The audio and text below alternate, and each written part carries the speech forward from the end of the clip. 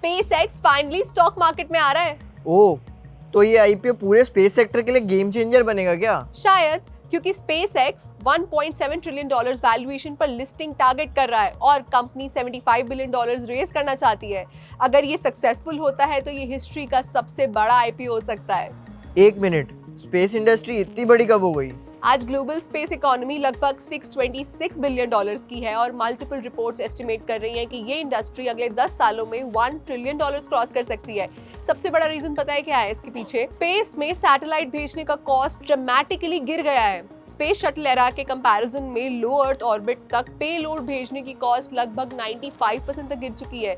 जब transportation cost इतनी गिरती है तो नए बिजनेस इकोनॉमिकली वायबल हो जाते हैं। मतलब असली पैसा रॉकेट्स में नहीं है? नहीं, यही सबसे बड़ी मिसअंडरस्टैंडिंग है।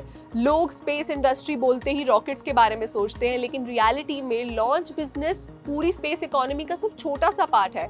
असली पैसा सैटेलाइट इंटरनेट से, जीपीएस सर्विसेज से, अर्थ ऑब्जर्वेशन से, डिफेंस एप्लीकेशन से, कम्युनिकेशन इंफ्रास्ट्रक्चर और सैटेलाइट डेटा सर्विसेज से आता है। यानी रॉकेट सिर्फ व्हीकल है, बिजनेस तो उसके ऊपर बिल्ड होने वाले इकोसिस्टम में है। और SpaceX का सबसे प्रॉफिटेबल बिजनेस रॉकेट नहीं, स्टारलिंक है। स्टारलिंक एक सैटेलाइट इंटरनेट सर्विस है जो दुनिया भर में इंटरनेट प्रोवाइड करती है। ट्रेडिशनल टेलीकॉम टावर्स या फाइबर केबल्स की जगह स्टारलिंक हजारों सैटेलाइट्स का नेटवर्क यूज करती है, जिससे रिमोट एरियाज में भी हाई इंटरनेट स्पीड पहुंचाए जा सके।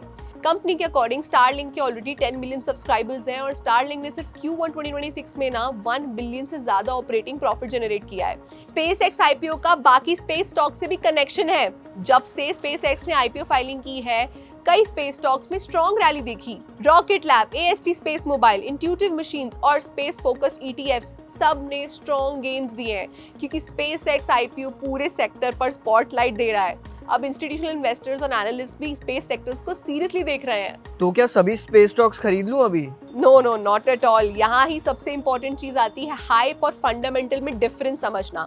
स्पेस स्टॉक्स में इन्वेस्ट करने से पहले ये देखना जरूरी है क्या उन कंपनीज के पास रियल रेवेन्यू, गवर्नमेंट कॉन्ट्रैक्ट्स और स्ट्रॉन्ग ऑर्डर बैकलॉग है। लेकिन कुछ कंपनीज अभी भी फ्यूचर एक्सपेक्टेशंस पर ट्रेड कर रही हैं। स्पेस इंडस्ट्री एक्साइटिंग जरूर है लेकिन कैपिटल इंटेंसिव भी है, यानी ग्रोथ की अपॉर्चुनिटी बड़ी है लेकिन रिस्क भी बड़ा है। इंडियन इन्वेस्टर हो तो इंडियन स्पेस कंपनीज जो इसरो सप्लाई चेन का पार्ट है उन्हें एक्सप्लोर कर सकते हो, और डायरेक्ट एक्सपोजर चाहिए तो यूएस लिस्टेड नाम ये है।